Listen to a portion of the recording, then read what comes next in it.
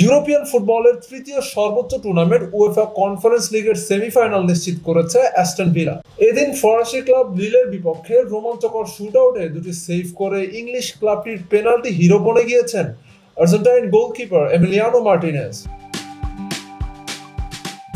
কাতার বিশ্বকাপে ফ্রান্সের স্বপ্ন ভেঙে তৃতীয়বারের মতো বিশ্বকাপ জিতেছিল আর্জেন্টিনা। লুসাইলের মহানাটকীয় সে ফাইনালে টাই ব্রেকারে দুর্দান্ত সেভ করে নায়ক বনে যান আর্জেন্টাইন গোলকিপার দিবো মার্টিনেজ। সে ঘটনার পর থেকে ফরাসিদের চক্ষু শুলে পরিণত হয়েছেন তিনি।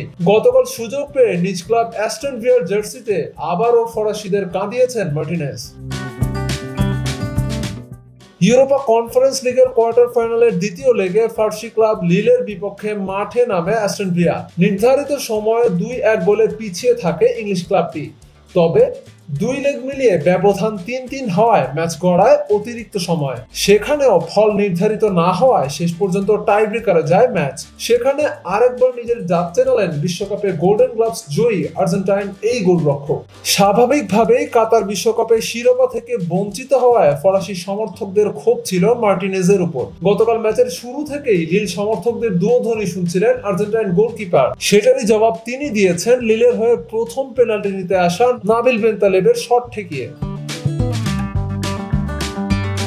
এই সময় ফরাসি সমর্থকদের উদ্দেশ্যে চুপ থাকার ইশারা করেন মার্টিনেজ। তার ব্যঙ্গাত্মমূলক আচরণে বিরক্ত হয়ে একটা সময় হলুদ কার্ড দেখান ম্যাচ রেফারি, যা ছিল ম্যাচটিতে তার দ্বিতীয় হলুদ কার্ড। এর আগে ম্যাচ চলাকালে ইচ্ছাকৃত সময় ক্ষেপণ করায় 39 মিনিটে দেখেছিলেন প্রথম হলুদ কার্ড। কিন্তু এরপরও মাঠ ছেড়ে যেতে হয়নি আর্জেন্টাইন গোলকিপারকে, কারণ উয়েফার নিয়ম অনুযায়ী নির্ধারিত সময় খেলা আর টাই ব্রেকারের কার্ড আলাদাভাবে গণ্য করা হয়। ফলে লিলের খেলোয়াড়েরা আবেদন করলেও লাভ হয়নি, বরং লিলের হয়ে চতুর্থ পেনাল্টি নিতে আসা বেঞ্জামিন আন্দ্রের শট ঠেকিয়ে ফরাসি সমর্থকদের একেবারে চুপ করিয়ে দেন তিনি। আর তাতেই 4-3 ব্যবধানে জিতে ইউরোপা কনফারেন্স লিগের সেমিফাইনাল নিশ্চিত করে ইংলিশ ক্লাব অ্যাস্টন ভিলা।